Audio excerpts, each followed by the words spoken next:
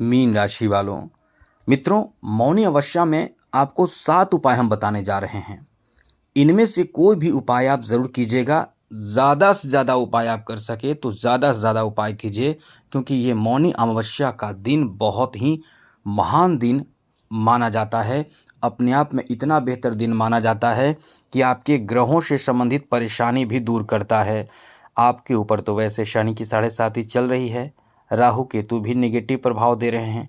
तो ये मौनी अमावस्या का ऐसा दिन है कि ये दिन आपको कुछ उपाय हम बताएंगे, 7 उपाय बताएंगे। इनमें से कोई भी उपाय, 1-2 उपाय करें, ज़्यादा से ज़्यादा उपाय करें। निश्चित रूप से आपके जो ऊपर ग्रहों के निगेटिव प्रभाव हैं या आपके ऊपर जो क्रियाएं की जाती हैं, निगेटिव क्रियाएं की जाती है, तांत्रिक क्रियाएं की जाती है, उसका असर भी दूर हो जाता है। साथ ही साथ आपके जो पाप होते हैं वो पाप भी धुल जाते हैं। तो ऐसे लोग जो ये वीडियो देख रहे हैं, बहुत महत्वपूर्ण वीडियो आपको हम दे रहे हैं। कुछ ऐसे लोग होंगे जो मौनी अमावस्या में स्नान जरूर करेंगे, पवित्र नदियों में स्नान जरूर करेंगे। उनके लिए बहुत अच्छी बात है, ज़रूर कीजिए। यदि आप चाहते हैं कि अमृत स्नान करें, महाकुंभ में जाकर अमृत स्नान करें, तो ये बहुत अच्छी बात है। जो लोग कर रहे हैं सबके लिए बहुत अच्छी बात है, क्योंकि ये अमृत स्नान आपके जीवन में घोर पाप की यदि आपने भी किया है, यदि आपने घोर पाप किया है, आपके ऊपर तांत्रिक क्रियाएं हैं, ग्रह जनित पीड़ाएं हैं, और साथ ही साथ एकदम परेशानी चल रही है पाप या कुछ भी ऐसे गलत क्रियाओं के कारण, तो निश्चित रूप से आपको वहाँ से शांति मिलेगा। एकदम से आपके जीवन में सब अच्छा होने लगेगा। साथ ही साथ मित्रों, आज अमावस्या के दिन यदि आप कुंभ में स्नान नहीं करने जा रहे हैं, या आपने पहले ही कर लिया है या बाद में प्लानिंग है, तो आपको एक बात बता दें, किसी भी पवित्र नदी में जाकर स्नान कीजिए। आसपास में यदि नदी हो तो जाकर स्नान कीजिए। यदि गंगा जल अपने घर में रखा है तो स्नान के पानी में थोड़ा सा डालकर स्नान कीजिए, लेकिन ज़रूर कीजिए। पवित्र नदी में जा रहे हैं स्नान करने के लिए, तो पहले नदी को प्रणाम कीजिए, उसके जल को हाथ में लेकर आचमनी कीजिए और अपने आप को शुद्ध कीजिए। फिर जल में जाइए, स्नान कीजिए, डुबकी लगाइए, लेकिन अपने हाथ जो आप शरीर मलते हैं वैसे मल कर स्नान कभी भूलकर भी नहीं करना चाहिए। अमावस्या के दिन का कई ऐसे फायदे आप उठा सकते हैं। सबसे पहले हम आपको बताते हैं कि शनि की 7.5 आप पर है। पहले ये समझ लीजिए शनि की 7.5 से कैसे आप राहत प्राप्त कर सकते हैं।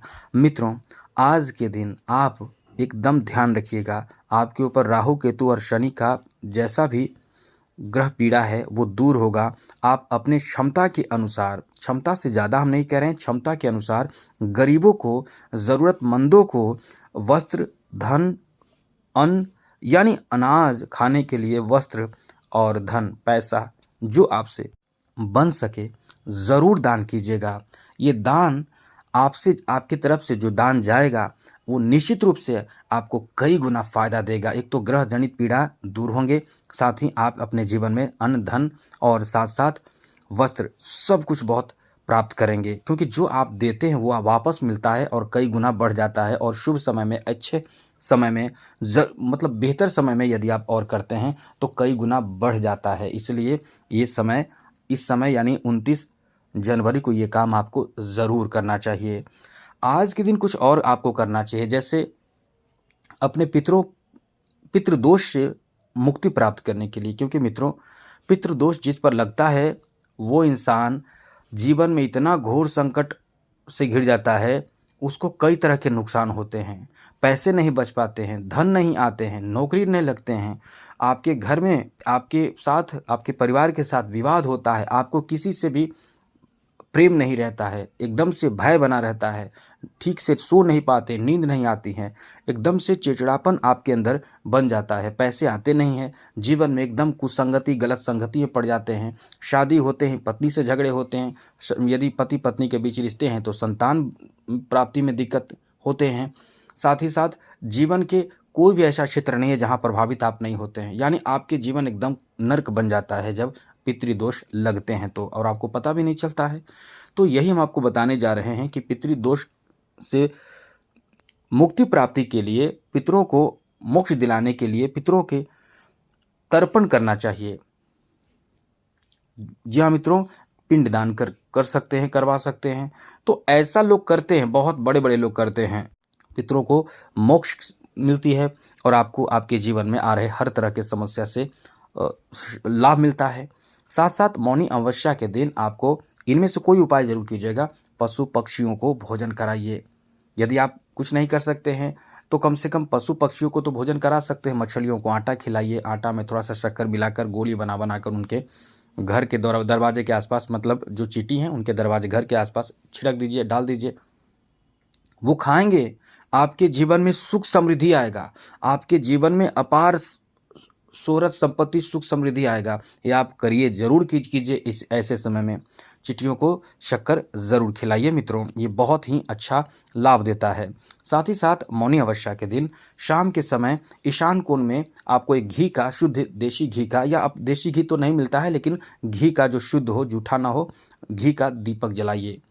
ईशान कोण में जलाना चाहिए। जी हाँ मित्रों, ऐसा करने से आपके घर में निगेटिव ऊर्जाएं वो दूर होते ही हैं। साथ ही माँ लक्ष्मी का आगमन, धन की वृद्धि, बरकत होते हैं।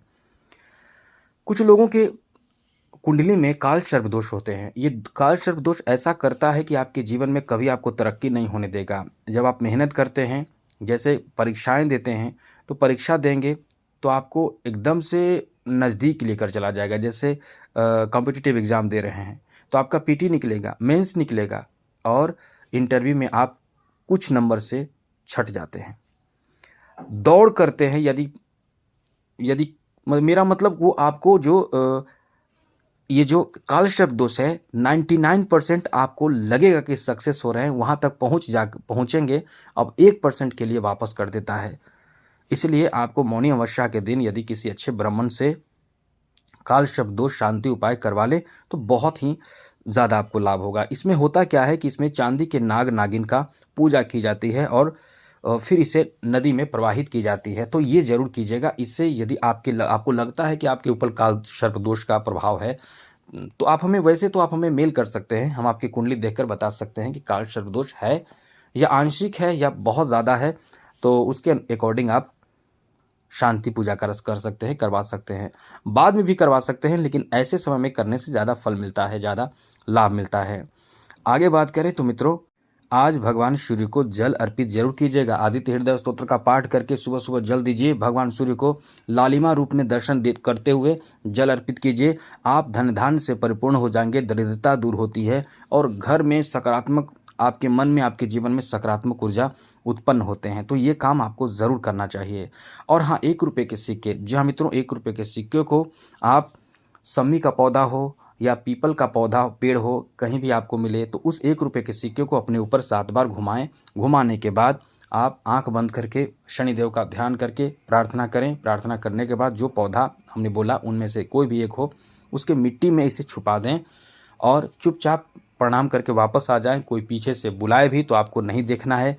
ये कार्य आपको बहुत उन्नति दिलाता है, इसलिए इस तरह के कार्य आपको ज़रूर करना चाहिए। तो मित्रों, आज के लिए इतना ही। जय माता दी, राधे कृष्णा, ओम नमः शिवाय।